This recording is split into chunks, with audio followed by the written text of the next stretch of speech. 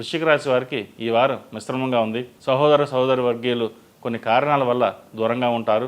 వ్యాపారంలో నిజాయితీపరులైన భాగస్వాములు, ధనబలం గలవారు తొలగిపోయే అవకాశం ఉంది.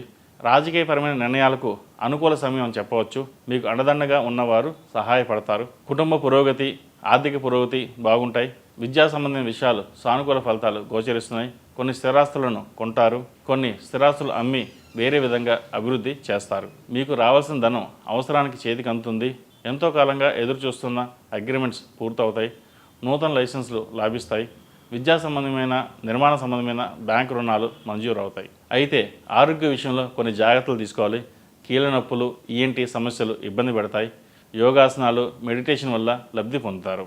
మొత్తం మీద ఈ రాశి వారికి ఈ వారం కొంత అనుకూలంగా ఉందని చెప్పవచ్చు.